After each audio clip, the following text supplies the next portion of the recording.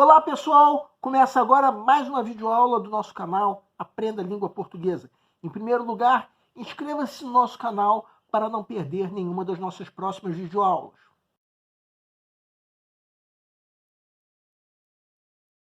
Nessa aula nós vamos comentar a proposta de redação do Enem. Essa aula está sendo publicada no dia 13 de novembro, data da publicação do gabarito oficial do Enem. Quanto ao tema da redação, surpreendeu muita gente. Nós aqui do Aprenda a Língua Portuguesa, por exemplo, não imaginamos nada parecido com esse tema. E se você digitar no Google, por exemplo, temas de redação, verá que vários sites como G1, Guia do Estudante, UOL, entre outros, também não previram nada parecido como tema de redação. Também é verdade que a professora Raquel Ciufi, de Campo Grande, no Mato Grosso do Sul, conseguiu prever algo bem próximo a esse tema. Meus parabéns, professora. O fato é que esse tema surpreendeu, apesar de ser um tema que não deixa de estar dentro do foco que o Enem costuma trabalhar, já que trata de questões de cidadania, sociedade, cultura. Quanto ao nosso canal, todas as aulas em que nós discutimos um possível tema de redação, nós deixamos claro que não tinha como se prever como 2 mais 2 igual a 4 qual seria o tema de redação. Ano passado, de qualquer maneira, nós demos uma videoaula em que nós damos uma dica completa sobre como você fazer uma boa redação. Essa videoaula, inclusive, quem quiser pode acessar clicando no link acima.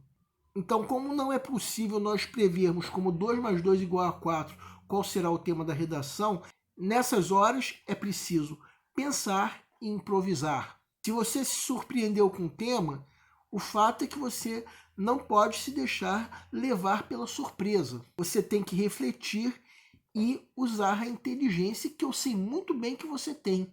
Vejam bem, a proposta de redação deu 3 palavras-chave: democratização, acesso e cinema. O que é que você acha disso? Nós vamos dar um exemplo agora que convém lembrar, é como eu, Pedro Brandão, faria essa redação. Só que você, é claro, pode ter um ponto de vista diferente do meu. Ou se tiver o mesmo ponto de vista, pode pensar em outros argumentos. Ou mesmo em outra proposta de intervenção. Assim sendo, estamos mostrando isso sabendo que você, com a tua inteligência e capacidade de reflexão, vai imaginar como seria ou como deveria ter sido a tua redação. Primeiramente, vamos focar no cinema. Qual é a importância do cinema para você?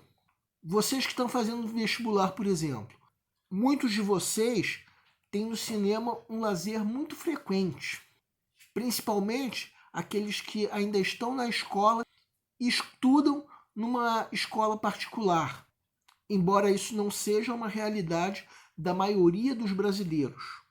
Os filmes que estão em cartaz, por exemplo, sempre dão muito o que falar entre os colegas de escola. É claro que o filme que você gostou não é necessariamente o que todo mundo gostou. Nem o filme que aquele teu melhor amigo, a tua melhor amiga, ou o rapaz de quem você está afim, ou a moça de quem você está afim gostou. Só que nós aqui do canal apostamos em cada um de vocês. Afinal de contas, vocês são pessoas inteligentes, que estão aqui nesse mundo por um propósito. Então, mesmo aquele filme que você não gostou, pode ter te levado a refletir certas coisas. Então, o cinema, tal como outras artes, tem a importância de manter assuntos para conversas entre as pessoas, o que favorece uma aproximação social. Mas agora vamos a outra questão. Quem é o público que assiste ao cinema? Aí entra a leitura dos textos motivadores. No caso, o texto 4. Segue um quadro. Texto 4. O Brasil já teve um parque exibidor vigoroso e descentralizado. Quase 3.300 salas em 1975. uma para cada 30 mil habitantes, 80% em cidades do interior. Desde então, o país mudou. Quase 120 milhões de pessoas a mais passaram a viver nas cidades. A urbanização acelerada, a falta de investimentos em infraestrutura urbana, a baixa capitalização das empresas exibidoras, as mudanças tecnológicas, entre outros fatores, alteraram a geografia do cinema. Em 1997, chegamos a pouco mais de 1.000 salas. Com a expansão dos shopping centers, a atividade de exibição se reorganizou. O número de cinemas duplicou até chegar às atuais 2.200 salas. Esse crescimento, porém, além de insuficiente, o Brasil é apenas o 60º país na relação habitantes por sala, ocorreu de forma concentrada. Foram privilegiadas as áreas de renda mais alta das grandes cidades. Populações inteiras foram excluídas do universo do cinema ou continuam mal atendidas. O Norte e o Nordeste, as periferias urbanas, as cidades pequenas e médias do interior. O principal desse texto é o que vamos destacar agora. Ou seja, alguns segmentos sociais, como cidades pequenas e médias do interior, estão excluídas de assistir a essa arte que é o cinema. E se pegarmos os outros textos motivadores, veremos que o texto 3 diz qual é esse percentual da população que vai ao cinema. 17%. A partir daí, nós concluímos que uma parcela muito pequena da população vai ao cinema. O que quer dizer que uma parcela populacional muito grande, os 83% restantes, não têm acesso ao cinema. Então, já que você deve falar da democratização do acesso ao cinema, isso vai envolver essa parte da população, a maioria excluída. O que isso faz você pensar em relação ao tema da redação? Democratização do acesso ao cinema. Eu, por exemplo, penso que essa democratização é no mínimo limitada, porque o acesso das pessoas, do povo como um todo, às salas de cinema não é tão grande. Pelo menos não é tão grande como deveria ser. Então, se eu fosse fazer essa redação, eu já saberia qual tese iria defender: a limitação da democratização do acesso ao cinema no Brasil. Que tipo de argumentos eu iria usar para defender essa tese? Nesse ponto, posso me basear nos textos motivadores para saber que o poder aquisitivo das pessoas é um obstáculo para o acesso ao cinema. Nesse ponto entra tudo que eu sei como morador da cidade do Rio de Janeiro. A maioria das salas de cinema estão concentradas nos shopping centers. Então vamos pensar no cinema como um programa de fim de semana, independente do meu ou do teu poder aquisitivo. Qual é a despesa que você tem quando vai para o cinema? É claro que se você for ao cinema do shopping, a tua despesa não vai ser só o ingresso. Você vai gastar dinheiro do lanche. Se você for de ônibus ou de táxi, vai ser mais uma despesa. Se for de carro, vai ter a despesa do estacionamento, sem falar a gasolina que você vai gastar. Pode ter outros gastos comprando isso ou aquilo. Então, inevitavelmente, a despesa não vai ser só o ingresso. Mas pense na maioria da população brasileira, que não tem poder aquisitivo para isso. É claro que para essa maioria da população, o acesso ao cinema é restrito, para não dizer inviável. E aí entram alguns dados estatísticos que estão no texto 2 da bateria de textos motivadores. 17% da população frequenta o cinema. Uma fração pequena. Um dos motivos para isso é claro que é o poder aquisitivo. E se 19% dos que assistem filmes na TV vão para o cinema, isso quer dizer que mais de 4/5 daqueles que assistem filme em TV não vão ao cinema. Então a maioria esmagadora daqueles que assistem filme na TV não vão ao cinema. Mais uma vez, o poder aquisitivo entra aí. O povo, em grande parte, assiste filmes na TV, já que o cinema é muito caro.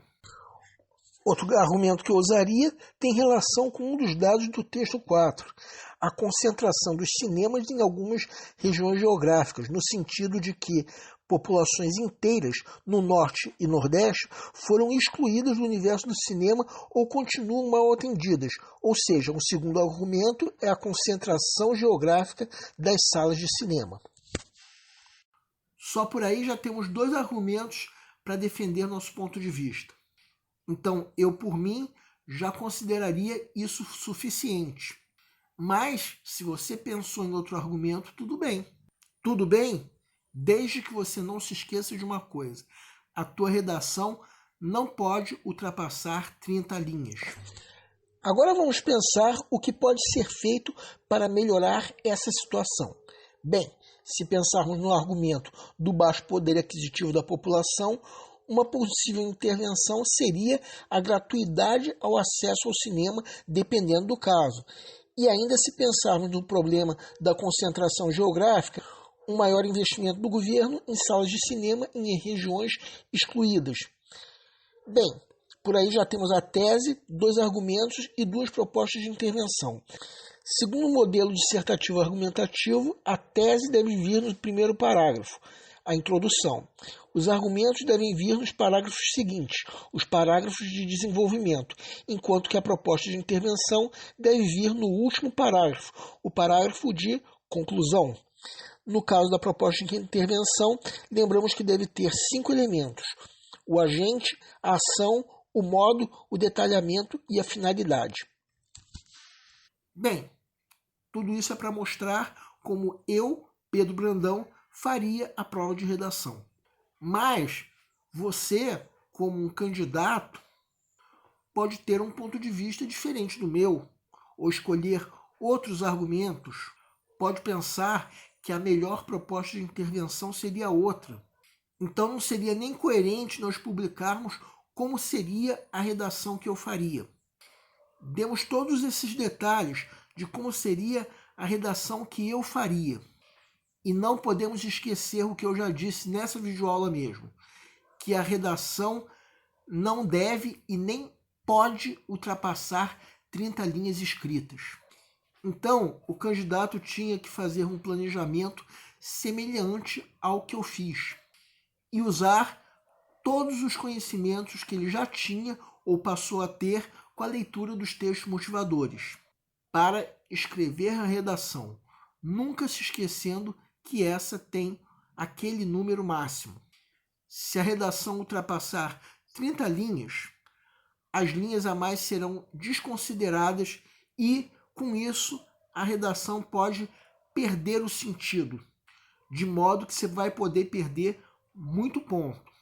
E você também não pode esquecer outra coisa, que o número mínimo é de 7 linhas, sendo que esse número tem 2 diferenças em relação ao número máximo. Primeiro, que para esse número serão excluídas as linhas que forem copiadas dos textos motivadores. Segundo, que se esse número for desrespeitado, a redação é completamente anulada. Você não só perde ponto, você perde o ponto inteiro da redação, 1000 pontos. O que nós queremos convidar é que você reflita como foi a tua redação e como ela deveria ter sido. E se você não tivesse saído bem, coragem. Todos nós, como seres humanos, estamos sujeitos a errar. E nós aqui do canal estamos torcendo para que você tenha se saído bem, nem que seja no resto da prova. Então, se por acaso você não passar, não desista. Bola para frente e coragem, porque você ainda tem muito o que viver. O nosso canal é voltado para você que está se preparando para uma prova de concurso, em especial vestibular. Para todos vocês que fizeram essas provas, nós queremos pedir que nos escrevam para dizer como vocês se saíram na prova, se a prova foi fácil, se a prova foi difícil, quais foram as dificuldades. Conforme for, nós faremos os devidos comentários numa próxima aula. E para todos vocês, nós desejamos boa sorte. Se você está gostando das nossas videoaulas, marque um gostei. Se não está gostando, marque um não gostei em ambos os casos. Façam os devidos comentários para que nós possamos saber onde nós estamos errando. O nosso canal busca maneiras divertidas de fazer com você a tua prova de concurso, em especial vestibular. Qualquer dúvida que você tenha, pode nos escrever, seja através da nossa fanpage do Facebook, seja através do nosso e-mail. Aliás, você pode nos escrever para fazer qualquer comentário, elogio, crítica ou até reclamação sobre as nossas videoaulas. Isso porque a missão do Aprenda a Língua Portuguesa é melhorar cada vez mais. E para isso nós contamos com a tua ajuda. E nós agradecemos a todos vocês que estão assistindo nossas videoaulas. Em especial, nós agradecemos a todos vocês que estão compartilhando nossas videoaulas com outras pessoas. Muito obrigado porque você está ajudando o nosso canal a ser feito. Muito obrigado e aguardem nossa próxima aula.